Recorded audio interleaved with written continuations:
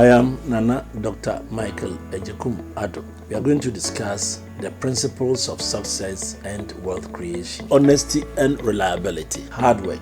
Don't spend it all. After that, we'll discuss investment, how to invest. Then I'm saying that you don't have to forget your history, who you are, and where you belong to. Then we'll touch on the God factor. Finally, patience. All these ingredients will go into one being successful. Then, because entrepreneurship is the order of the day, we'll also discuss the entrepreneurial revolution in the 21st century, so that graduates and then those who will be watching home base would also arm themselves with the ingredients of becoming a good entrepreneur. There's going to be a series of both the principles of wealth creation, which addresses attitude, and that of the fundamentals of entrepreneurship. Home base is the action point. Stay tuned and go by the series. Thank you.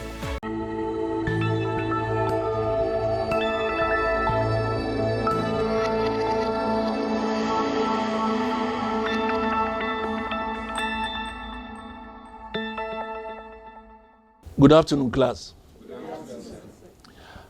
It's going to be interesting this afternoon. So I need to know who you guys are. Starting from my right. Yes. Who are you? Please, my name is Sarah from Mikado Pharmacy, Koforidia. Good. Next.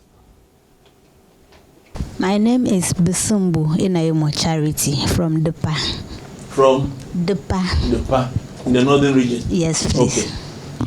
Okay, my name is Roland Kwekudugbe, a level 300 student of theatre at the University of Ghana, Legon. The Premier University. Okay. Let's clap for them. Yes. My name is Eric Natter from Eastern Region, Sabusu Rep. Right. Next.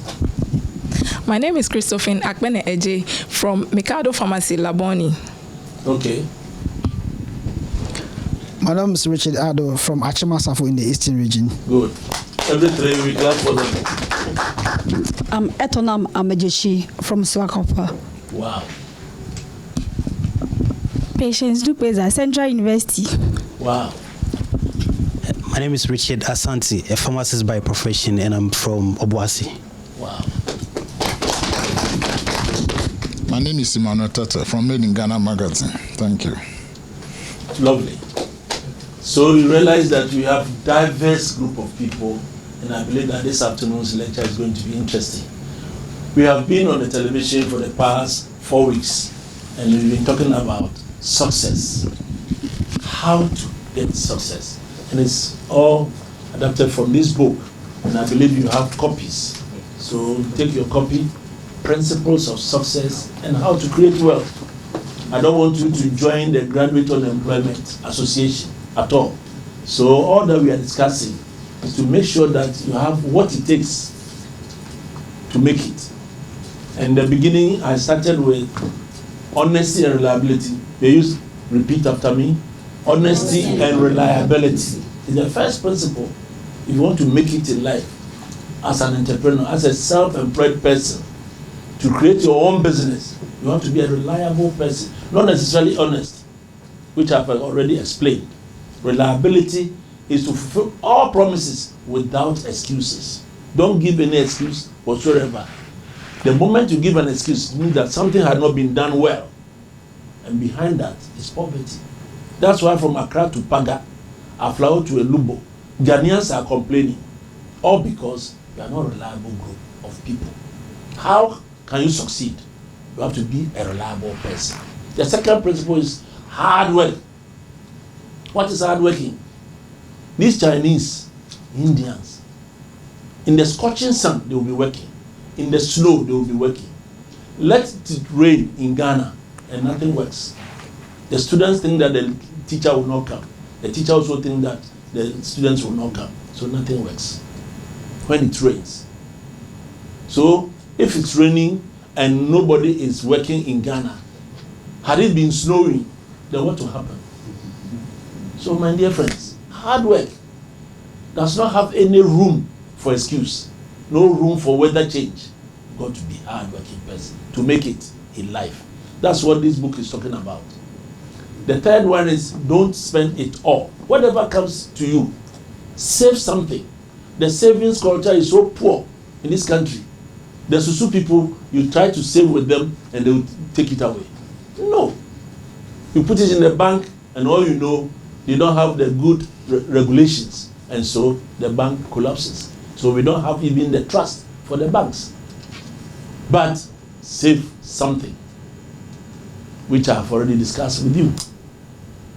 Today you are going to ask me more questions because I've already expounded the principles to you. The fourth one is investment. What kind of investment are you doing with the little savings that you've done? 100 cedis can do a lot of things. 1,000 cedis can do 20,000, 1 million. So no matter how much you have as your capital, you can do something. I've already explained to you that I started with nothing, and yet I'm one of the most successful businessmen in Ghana. Oh, I thought if I've been on GIPC Club 100 since 2001. So you can imagine. The fifth principle that we discussed was, don't forget your history. Most of you soon forget yourselves. And you don't even want to go back to your village because you made it. You are in the urban area. And you don't want your children even to visit the village. Your roots, you cut your roots, you have no fruits. Without financial root, without social root, you cannot be successful. So let's repeat this mantra. Without roots, there will be no fruits.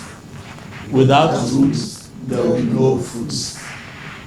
And it cuts across. Without financial root, there will be no financial fruit. All right? The sixth principle is, don't forget about your Allah, your God, your religion. Stick to it. We discussed that. Because God has his own way of assisting us in our success. Finally, patience. You have to be patient in whatever you do. With patience, you can even dissect the ant to see the ant's heart. The heart of the ant can be seen if you have patience to dissect it slowly. There's this bamboo tree that is in the book. You want to plant your bamboo, and then you plant it. You water it, you fertilize it, you weed around it. 1 week, no sign. 1 year, there will be no sign of growth. 2 years, no sign of growth. 4 years, there will be no sign of growth. Forget about it, and don't weed around it, don't water it, and we'll have no bamboo at all. But getting to the 5th year, within 3 weeks, it will shoot for 45 feet within 3 weeks. That's the power of patience. You have the patience to water, to weed around it, to fertilize it. This Chinese bamboo will grow for you 45 feet within 3 weeks by the 5th year. So it tells us that we have to be patient. Seriously. These days, you cut corners. You want to have ritual methods to make money. This gets rich quick. It's nowhere. There's nothing like that. Those of you who want to use the IT to beat the system, to steal people's money, it has nowhere, no place in the annals of wealth creation. God in his own wisdom will make the egg. The egg goes into a pupa. Pupa into cocoon. Cocoon will then open up to give you the butterfly. Human beings, you have the fetus, then the baby, before you can crawl, before you can walk, before you can run. If the baby wants to run at the age of 1, what happens? They will fall, and bruises will come in. So if you rush, you will crash. That's another mantra. If you rush, you will crash. Again. If you rush, you will crash. So don't rush. Don't rush in life. All right, students? So, having heard of me, this is the summary of all that we discussed on the television. I will open up for you to ask questions so that we can then recapitalize everything that we've been studying, and that will tell me that you have understood the television episodes. So, Who will start? Number one, you will start your question. Please stand up and ask your question. Hello. Okay, so you were talking about honesty and reliability. Good. How does honesty and reliability play a role in determining the success of an individual? And how does one gain it back after losing it? Lovely. Shall we give him a round of applause? You know, on the show, at the first episode, I explained to you the difference between honesty and reliability. And I tell you that most Ghanaians, about 99%, are honest, but we are not reliable. And I was saying that let's take time. We have to meet at 9 o'clock, and you come 9:15. Have you been honest or reliable, or both? Honest and reliable. Honest. You think you've been honest? Yes. You've come all right. Yes. But were you reliable? No. With the time? Yes. It was 9 o'clock, but you came 9:15. You've been honest, all right. And in fact, our pastors are even guilty. They will tell you that, 1 o'clock, we have to go and help our sister who is bereaved. But 12:30, he starts the sermon. Then the Holy Spirit descends. So by 5 minutes to 12, he's already carried away. He has forgotten that he's given us the promise that by 1 o'clock we should be there. 1:45, that he has finished. Now it's going to be announcements. There's going to be another offertory. He goes all the way to 1:30. He closes, and by 2 o'clock, 3 o'clock, we are at the funeral grounds. We've been honest to go there, all right, but were we reliable? No. You take your car to a mechanic and you fill it with fuel. By the time he brings it to you, because it was an engine problem, he has solved the engine problem for you, all right. But there was no fuel. But you took it to him, filled with fuel, and he brings it to you without the fuel. He's been honest, all right, to bring your car back, but was he reliable? No. You borrow somebody's pen and you forget to give it back. When he asks you, hey, my pen, oh, what is pen? Here you are. To you, you have not stolen it, so you've been honest with the pen, but were you reliable? No. It cuts across. People borrow people's things, money, take it from the banks, and we refuse to pay back. We are not a reliable group of people. And the book is saying, the principle is saying that if you want to be successful and create wealth, then my dear friends, be a reliable person. Meaning, fulfill all your promises. You lie to your girlfriends. You lie to your parents. These lies to you is so simple. Oh, I just told the man that my parents divorced. That's why I couldn't come to pay. What has your divorce got to do with borrowing of my things? So we give all kinds of excuses for not doing what you are supposed to do. So reliability is more important. And you are asking me, if you lose it, what happened? Reliable. If you are a reliable person, you are a trustworthy person, you are a credible person, then you are honest. You are seen to be honest. You are seen to be a trustworthy person. Okay? Now, if you lose trust, it will take donkey years to get it back. So as much as possible, don't lose your trust in somebody. At home, at church, at school, with friends. Let them know that you are such a straightforward person. I'm telling you, most Ghanaian girls believe that Ghanaian men lie a lot. And for that matter, they are also trying to copy you guys. So now the ladies are also becoming unreliable. They'll give you all kinds of excuses for not making it to the appointed time. I hope you understand what I'm saying. So if you lose it, it will take you donkey years to get it back. Seriously. So try not to lose it. Now, the other question is, when do we start to be a reliable person? When? Anybody? When do you think you should start be a reliable person? No. Let's clap for her. It should be now, not later. Because first impression lasts longer. First impression lasts longer. Lasts long, no longer. Because you are not comparing anything. First impression lasts long. So if you want to impress somebody by way of your dressing, the way you talk, the way you eat. And this is the first time you are meeting that person. Please behave well, because the impression that you get, it will take so many years before he can change his mind. So be reliable to your partner, to your spouse, to your friends from the first day. I believe that in your primary school and your JHS, you know your friends, your classmates that were not reliable, that were lying. They were truant. They will grow to 40s and 50 years. You will still see them as those truant persons. And you may even be bold to ask, Charlie, what's that? So the way we know ourselves from school, that's the way we carry. The behavior of our parliamentarians depends upon how they carry themselves at school. And you know that when they are fighting, not everybody fights. Not all the parliamentarians are fighting. So those who have made their name already, that's for us, we are in this hall, so we are noted for this from KNUST, from University of Ghana. You've made your name, so you want to carry it all your life. It's not the best. Let us see you as a reliable person. All right? I hope I've answered your question. Let's clap for Roland. All right. Any other question?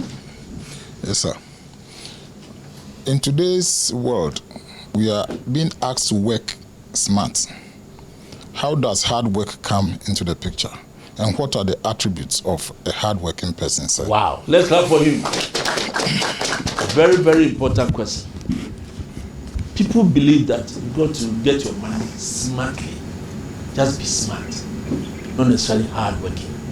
I'm saying that divine itself, nature itself, does not try to be smart on us.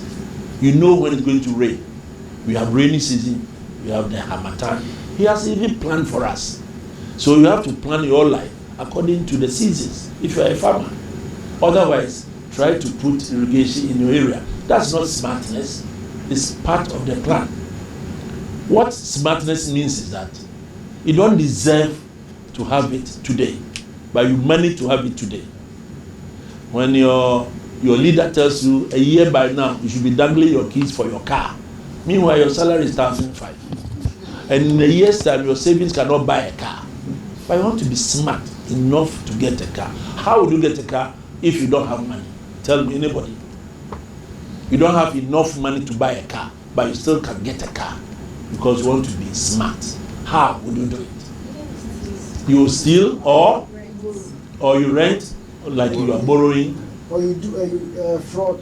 or fraud.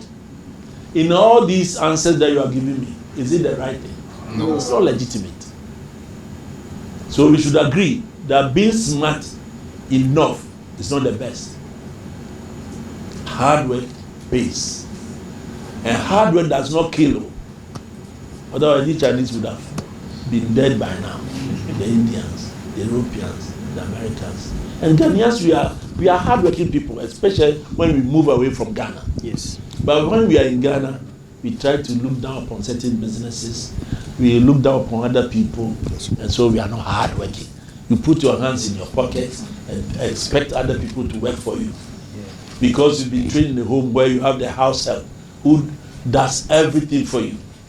From this class, from now, don't allow your house help to do things on behalf of your children. But when they grow, there will be no house help to help them.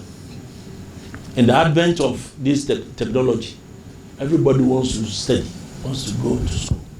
So they will stay with you 3 months, 6 months, they go away. They also want to make it. So very soon there will be no house help.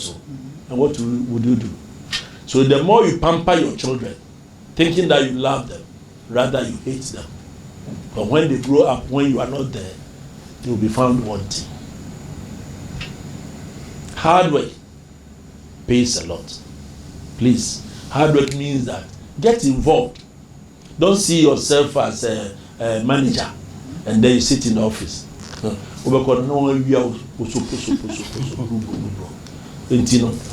Say hard work. Montia said hard work really pays. Okay? All right. What is? Right. So I believe I've answered your question on hard work. Let us go by that. Fatigue rather kills. Fatigue is, even though you are not doing anything, you are tired, mental torture, you are thinking so much. That one can kill you. It has effect on your heart and your blood circulation. So fatigue is rather bad.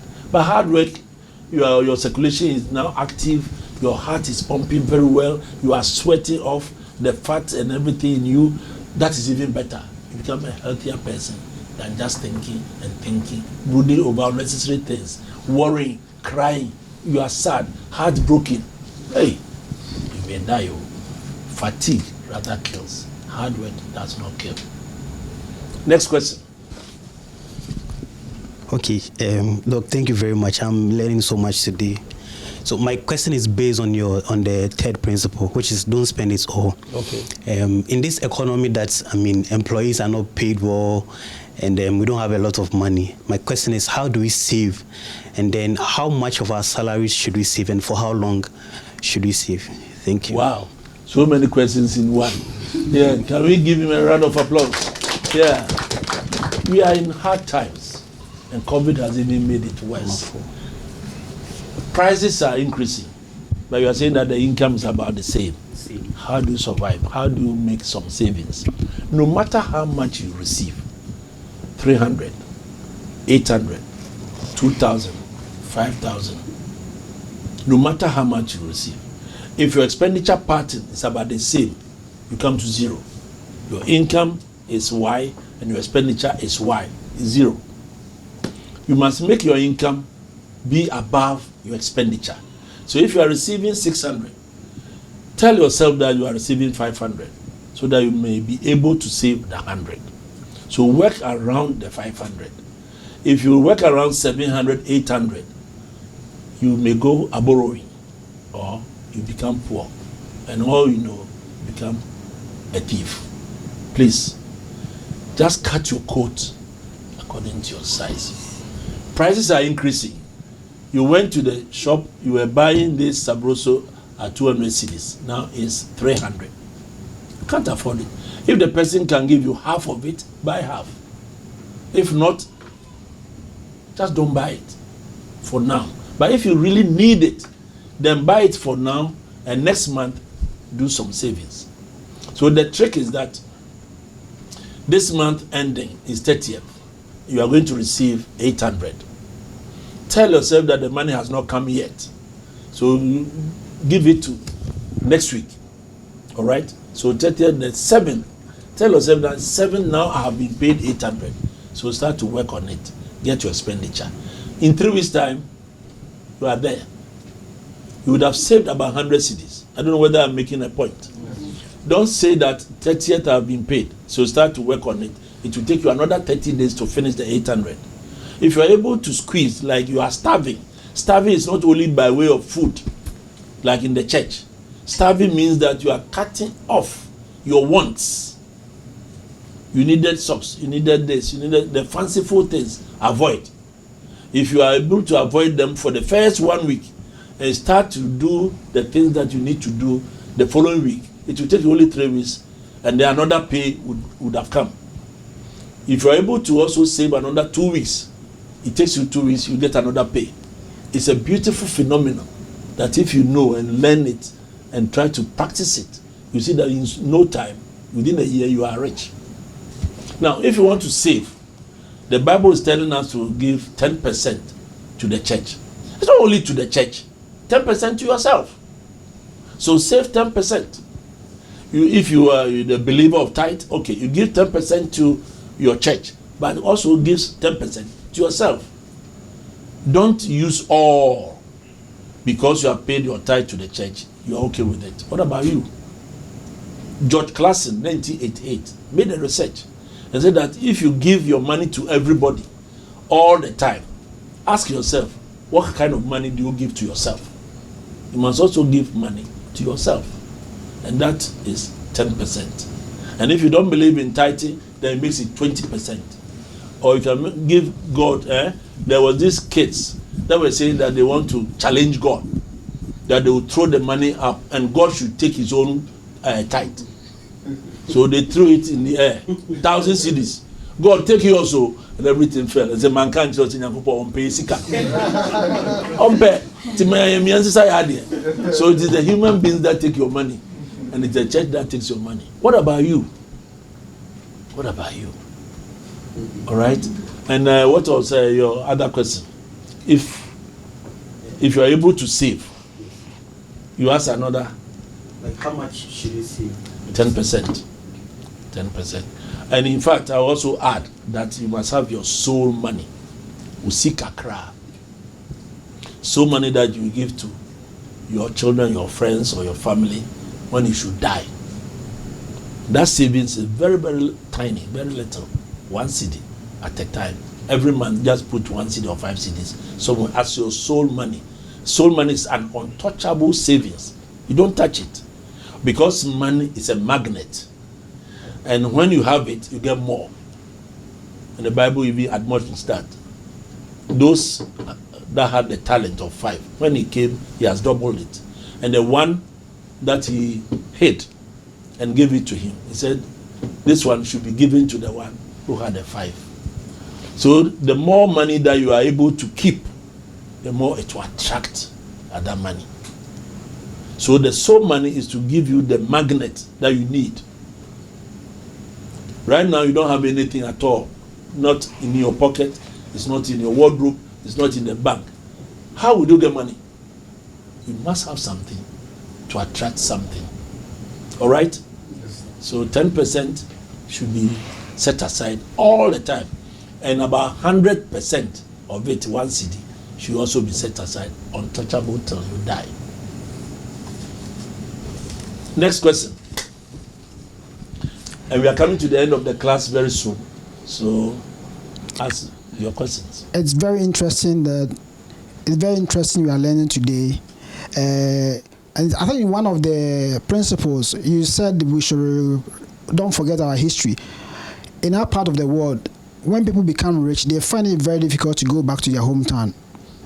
They think that if they go there, witches and wizards will destroy them. So I want to find out, does witches or evil spirits have a control over the success or failure of someone? Let's give you a round of applause. Yes.